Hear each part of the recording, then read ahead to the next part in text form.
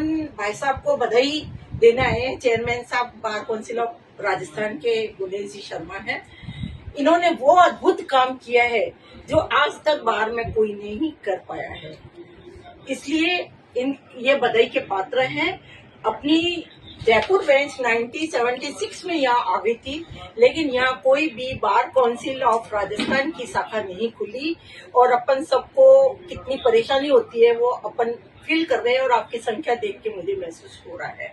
अब भाई साहब से हम जानना चाहेंगे, तो भाई साहब इसके बारे में थोड़ा विस्तार से बताइए। सबसे पहले तो मैं आपको धन्यवाद देता हूं और बधाई भी देता हूं कि आपने अधिवक्ताओं की पीड़ा को समझा कि वास्तव में यहाँ शाखा नहीं होने से अधिवक्ता बहुत ही व्यथित था, और इस भावना को यदि प्रत्येक अधिवक्ता पहले से समझता हो रहा था तो आज से पहले कई वर्षों पहले यहाँ शाखा बार काउंसिल की आ चुकी होती।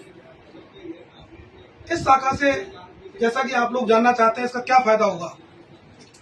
60% एडवोकेट, 60 से 5% एडवोकेट जयपुर जुडिक्शन में है। करीब 70 से 80 हजार एडवोकेट जयपुर के जो टेरिटरी क्षेत्र पड़ता है, जिसमें 17 से 18 जिले हैं, उन लोगों के लिए बड़ी भारी तकलीफ करनी पड़ती थी। धौलपुर का एक व्यक्ति, धौलपुर का एक अधिवक्ता ऐसी कोई डीसी के लिए या कोई फॉर्म कंप्लीट के लिए या रिन्यूअल के लिए उसको जोधपुर जाना पड़ता था।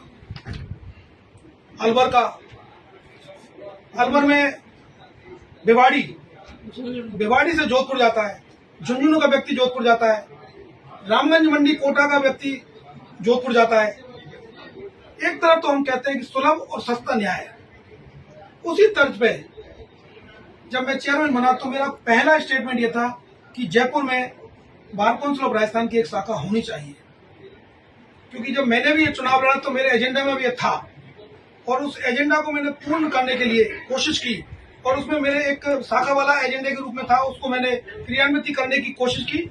और जो बार काउंसिल के मेंबर्स जयपुर के थे उन्होंने भी मेरी पूर्ण सहमति से इस प्रपोजल्स को लिया हमने, और आज हम उसका उद्घाटन 10 अक्टूबर को करने जा रहे हैं, जिसके जो चीफ गेस्ट होंगे हमारे आदरणीय honourable justice chief justice Sanjeev Prakash Sharma ji होंगे, और बिल्डिंग कमेटी के चेयरमैन जिन्होंने हमें शाखा के लिए जगह प्रोवाइड कराई जस्टिस इंद्रजीत जी होंगे। और सबसे बड़ी बात यह है कि इस शाखा को चलाने के लिए हमको स्टाफ की आवश्यकता होगी और इंफ्रास्ट्रक्चर की आवश्यकता होगी। उसको देने के लिए बार काउंसिल ऑफ इंडिया से हमने परमिशन ली, और ऐसे हमारे मनन कुमार मिश्रा जी, उन्होंने कहा कि आप शाखा को अच्छे ढंग से चलाइए और जो भी स्टाफ आपको चाहिए मैं आपको स्टाफ दूंगा, जो भी इंफ्रास्ट्रक्चर होगा वो मैं आपको प्रोवाइड कराऊंगा, और आप इस शाखा को अच्छे ढंग से रन करने की कोशिश करिए। और ये जिस तरह जयपुर में जोधपुर में इसका ऑफिस है, उसी की तर्ज पे एक अपने जयपुर में भी बहुत बड़ा इसका ऑफिस होगा एक दिन, यदि हमारी शाखा रन करती रही तो। मेरा इस वीडियो के माध्यम से जो आप लोग मेरे पास आए, मैं आपको बताना चाहता हूं कि जयपुर जो जुडिक्शन में, हाईकोर्ट जुडिक्शन में जितने भी जिले आते हैं, उन सभी अधिवक्ता साथियों से मेरा निवेदन है कि वो ज्यादा से ज्यादा काम आप इस शाखा में जाकर के करें। आप अपने काम किसी मेंबर्स को ना दें, और शाखा के जो बाबू बैठा हुआ है उसको दें, जिससे लगेगा कि वास्तव में शाखा की आवश्यकता है। और दूसरा, मैं आपसे रिक्वेस्ट करना चाहता हूं कि 10 अक्टूबर को ये जब इसका फंक्शन होगा शाखा का, इसका उद्घाटन समारोह होगा, उसमें ज्यादा से ज्यादा व्यक्ति 17 जिले से जितने लोग हैं जिनको इसका फायदा मिलने वाला है, उन सबको यहाँ आना चाहिए, क्योंकि अब आपको जोधपुर जाने की आवश्यकता नहीं होगी।